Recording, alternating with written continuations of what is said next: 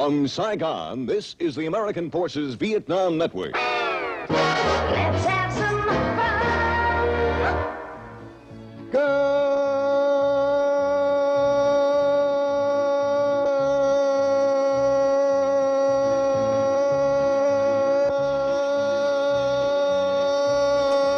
Good morning, Vietnam. Welcome to the Dawn Buster. Beneath its snowy mantle cold and clean, the unborn grass lies waiting for its coat to turn to green. The snowbird sings the song he always sings. Tonight, a personal report by the Daily Mirror's special correspondent, John Pilger. Vietnam, 1970, the front line.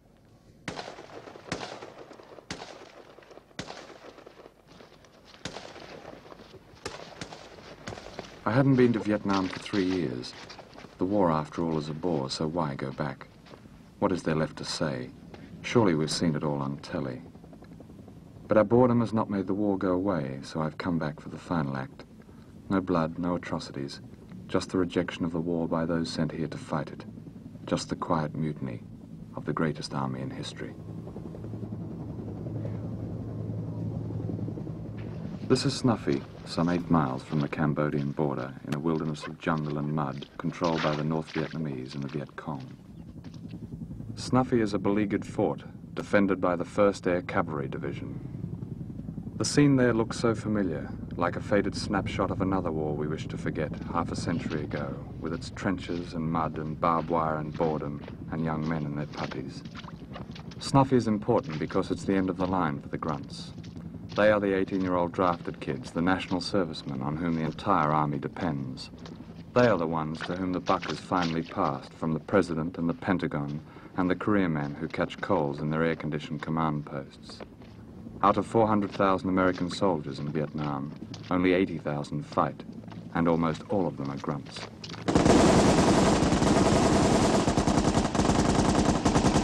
The grunts in 1970 are a very different kind of American foot soldier. They are mostly from a world unknown to their commanders. They are the graduates of an American rebellion that stemmed from the war they have been sent here to fight. And quietly but massively they have brought that rebellion with them here to Vietnam. For the grunts are unraveling the very fabric of the military. They are growing their hair, wearing love beads, smoking pot, flourishing the V-sign of peace. And some are refusing to fight. The young men you see in this film are not a selected, griping minority. I've spoken to hundreds of young soldiers, and the rebellion they feel so deeply is everywhere. To stop spread of communism. I don't want to see communism spread all over the world, but nothing I can do about it. Just stay here and do my time, which I'm going to do. Get out of Vietnam, go back to the world. I couldn't see any purpose in the war back home. It never been explained to me why we're actually here. And I really had nothing against these people. I want to kill them. And you go out in the woods and they'll shoot at you first. You'll see them, they'll shoot you if they get the chance. You have to shoot at them first. It's really bad. I still don't know why I'm here. That's the God's truth. 3 months and I don't know why I'm shooting these people. Today is the day. The grunts are the wheels of the Green Machine, the name they give the military. The Green Machine is comic book America with flesh on it. Today is the day for you to let A people... wonderland of heroes and slogans. In the Green Machine, a grunt doesn't seek out the enemy, he goes hunting for gooks. The Green Machine plays games, like Wandering Soul. Wandering Soul is a tape that has been put out by the Psychological Operations Battalion in Benoit. It's used by the operating divisions and separate brigades to broadcast a rally appeal to the Viet Cong. The tape itself is a rather weird one, with the funeral dirge music in the background and a father talking to his children saying he's died on the battlefield and he's trying to encourage his comrades to rally and join the just cause.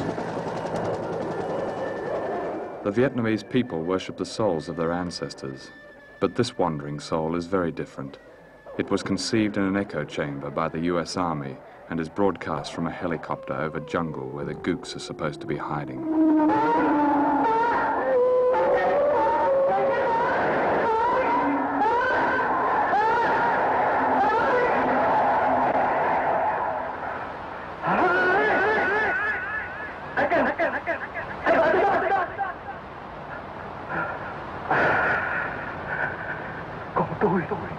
Vợ tôi kêu tôi ra. Bà đã về với con đi. Tôi đã về với mình đây. Nhưng tôi còn đâu mẫn hình hài nữa. Tôi đã chết rồi má con bay ơi. Tôi thảm thương biết chừng nào.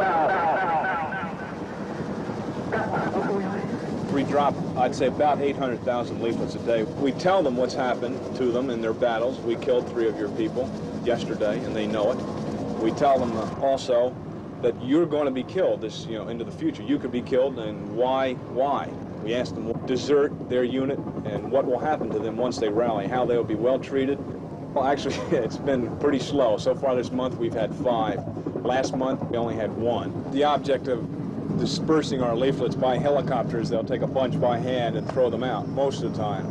Occasionally, trying to get a direct result of a PSYOPS mission, they'll take a whole carton, which you'll see, and just drop it right out, hoping to hit someone. Let's have some fun.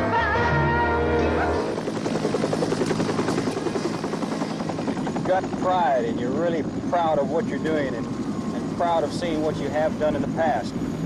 And this division has lived on a proud heritage. MacArthur said it well. This division is first in almost everything. General George Custer was in the cavalry, and now instead of rattling sabers, we have rippling rotor blades. Lifers and grunts, the career men who command the rear, the kids who hold the front. A lifer is a person that wants to make a career out of the Army. That they sit back in air-conditioned rooms and say, okay, you guys go out there and fight the war. We'll tell you where to go and how to do it. But all they do is sit back there and draw their combat pay for not doing nothing. We just sit back there on their butts. A lifer is someone, to me, that stays in the Army 20 or 30 years and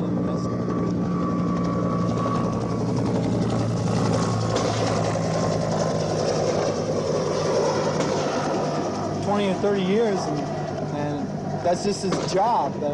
When you come in the Army and you're a grunt like us, well, we're just out in the boonies, humping the big pack and all, fighting the Viet Cong and the NVA. Who does the fighting, the grunts or the lifers? The grunts. There are some lifers out there with us, but they don't see too much action on. Very few. Lifers are always in the rear trying to run everything out in the field. The grunts out there trying to do the best you can. Like the lifers is say like they're back here and like they say go to this hill and this hill.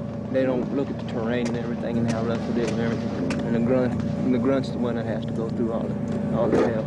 Grunt has to do the fighting. Yes. Out on patrol, 28 days out in the boonies, the green machine jargon for the bush, where the Indians are. Days of boredom, seconds of terror, a mile a day, waiting to be shot at, waiting to step on a mine, boring waiting.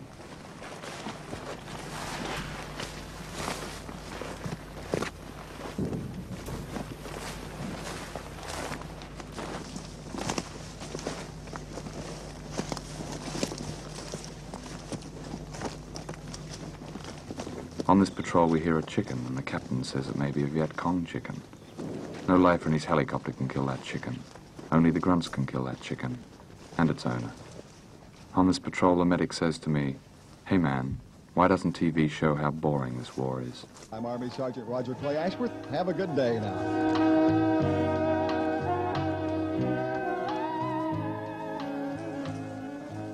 The difference between a lifer and a grunt is the lifer is supposed to know the why of it, and the grunt thinks there is no why of it. He's just over here, and it's we all count it in days. We can almost every one of us tell how many days we have left to do in Vietnam. When you're out on long-range patrol with this new kind of grunt, do you give orders or do you sort of enter into discussions? It's a combination of both. It's not near as many orders as I thought it would be. There's an old saying in the United States Army that you don't tell an American soldier, you tell him why. And I didn't believe it as much until I came to Vietnam, and I've had several times when I thought my people were being insubordinate because they wanted to know why, or my NCOs thought they were being insubordinate because they wanted to know why. And maybe because of the emotions of the time, you know, I had to say, "You'll do it, damn it," you know, because I say you'll do it. If I had to do over again, I would go to jail. For one thing, in California, the max usually that you're going to get is 3 years. Okay, what's 3 years in the jail compared to 2 years in NAM or 3 years in the Army? I don't really think that there is going to be another generation of American soldier. I think that people are just tired of it. There's, you know, there will be people in the Army, but the people that really feel strong aren't going to go in. Alrighty, Miss America from Birmingham, Michigan, and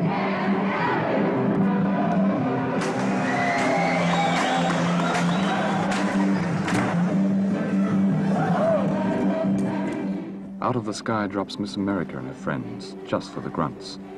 Flown in with the ice cream, packaged, homogenized, untouchable white flesh. Fodder for dreams of home.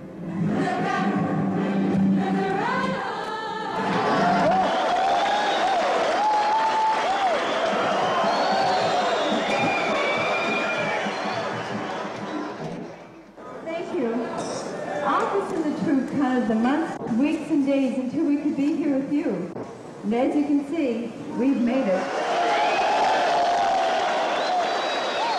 But in our generation, we've heard the sounds of rockets in space, the miracles of science and medicine and surgery, the voices of men on the moon, and the youth of our America and some of yesterday's great and forever living semi-classics. And now that we're here, let's get down to that business we've been talking about. There'll be no sitting around and wondering as we bring you our sound.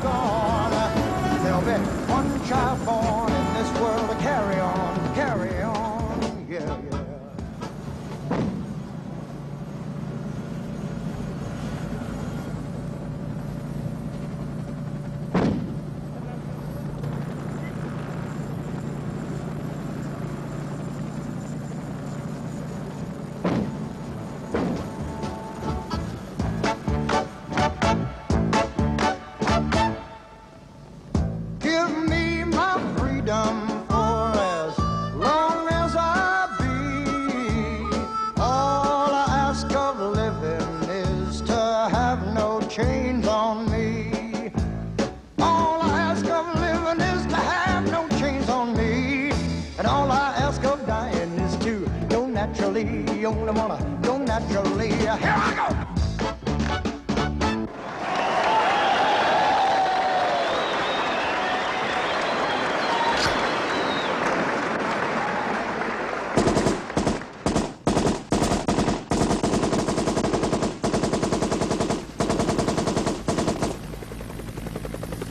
The grunts are dying. At a level acceptable to both the American military and the American public. Another 65 this week, about the same next week, and the next, and the next, until the very last American division, combat division, is withdrawn. And so far, for all the words from Washington, only paper soldiers have gone home. The war isn't over, but it is ending. It is ending not because of the Paris talks or the demonstrations at home. It is ending because the largest and wealthiest and most powerful organization on earth, the American Army, is being challenged from within. From the very cellars of its pyramid, from the most forgotten, the most brutalized, and certainly the bravest of its members. The war is ending because the grunt is taking no more bullshit. I just don't like, I just can't take too much pressure from the Army, you know. What happens to an unpopular officer out in the field? Mostly unpopular officers, from what I heard, if they mess with a grunt too much, they get shot out there. A friend of mine, captain, kind of got shot in the back. What was he doing? What was the captain doing to deserve being shot in the back? From what my friend said, he was telling them to just go on through, and well, they were getting hit pretty bad, and he was telling them just keep on going. They said no. He kind of got shot. Well, yeah, there's a lot of mistakes, but you know, the grunts, don't always do what the captain says, you know. We got, see, the captain will stay back, he'll tell a platoon or something to go out so many 100 meters, you know. We don't do it. We only go as far as we get out of sight, sit down, and come back in. We don't want to hit contact. That's one thing we don't want to hit.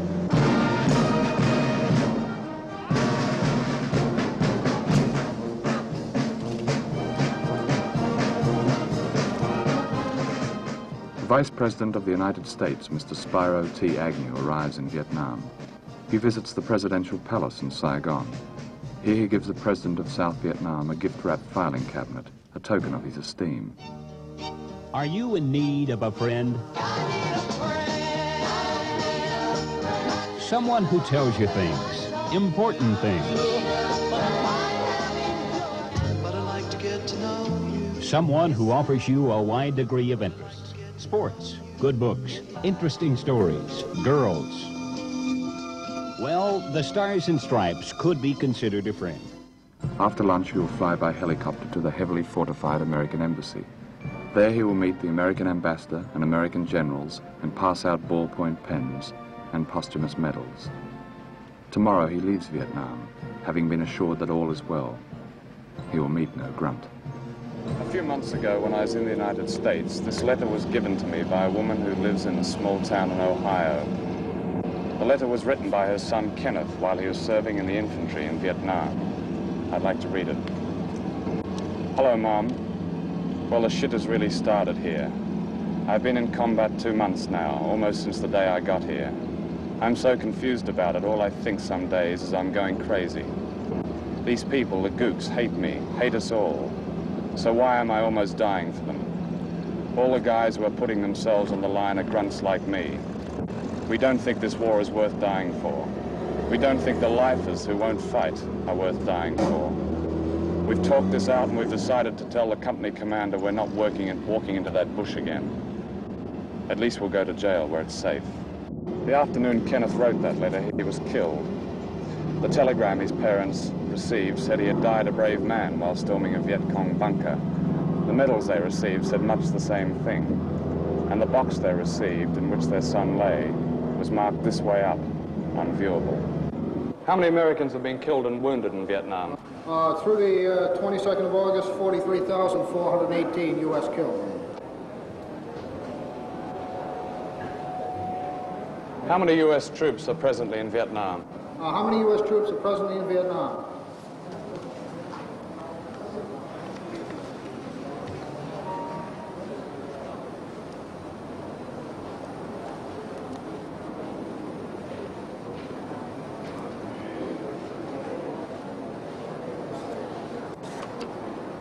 As of 20 August, 403,700. Of these, how many are in ground combat? That is, they are likely to go out on a long-range patrol.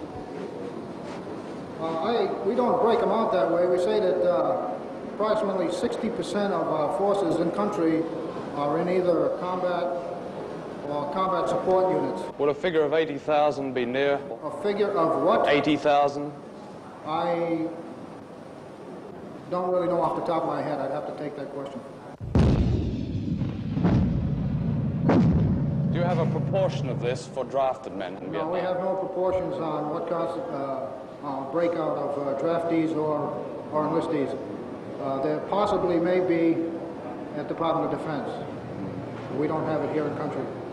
How many American casualties have been caused by mistake in the field? Do you have a figure for that? I'm sorry, I don't understand your question. How many American casualties have been caused by mistake or accident, either in the field or on the base? You're asking me for how many casualties by mistake or accident? Yes.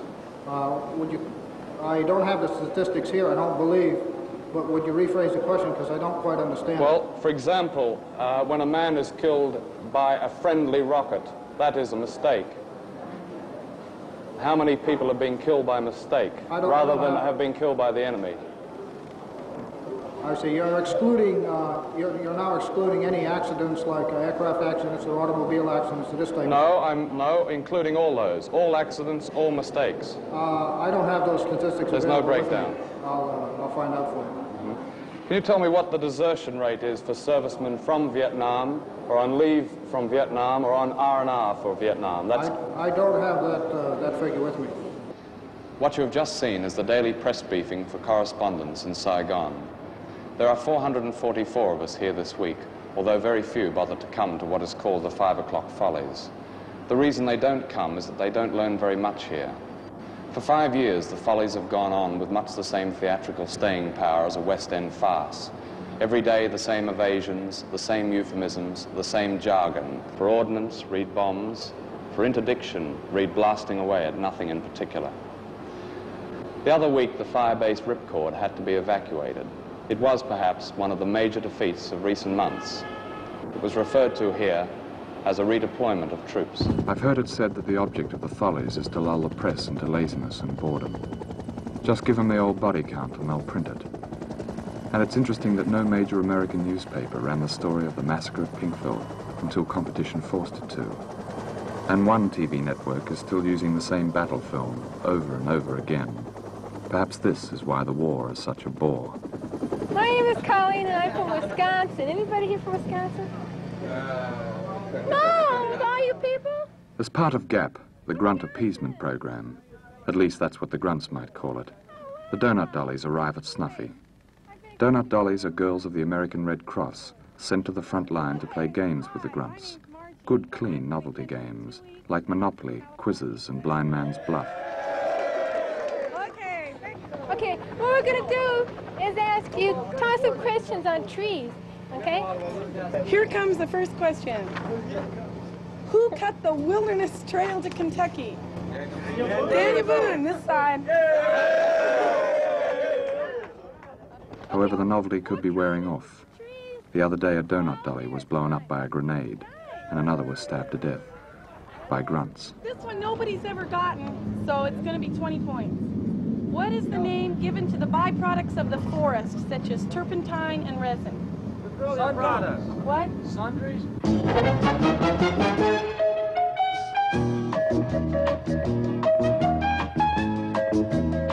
It's pretty obvious that nobody knows your job like you do, the guy who's doing it. Maybe you know a way it can be done better, with a savings of time, money, or manpower. Don't sit on your good idea. Spell it out in writing and submit it to your services suggestion program.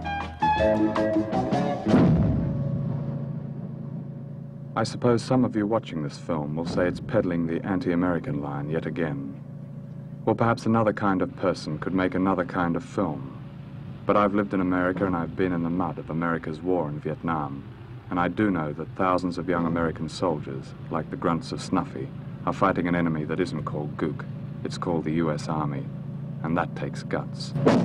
Out on patrol, one of my friends was the medic. And when I was leaving, he said to me, "Hey man, tell them back in the world we're coming home. And we're never coming back." I don't like violence. I try to stay out of much violence as I can, because violence is something violence is nothing to play with. You got to live your life the way you want to live it. If you want to live it in violence, you live it in violence. If you want to live it in peace, you live it in peace. And that's how I live my life, peace. There's a woman traveling with two men. They opened fire on us, we had to shoot back, you know. I think it's bad to have to kill women and children, but over here it's necessary. Definitely against violence, but, you know, it's just a 2-year span. I can go back home, back to the old ways. Yeah, I'm thinking about my girls. I got a telegram 2 weeks ago and she died. And it's a really bad thing. We were planning on getting married and everything. I really ruined a lot of my plans. You know, now I just want to go home, start all over. My wife's going to have a baby next month. I'm really looking forward to going home now. That wraps it up this evening on $1 Million Music from the Big VN, saluting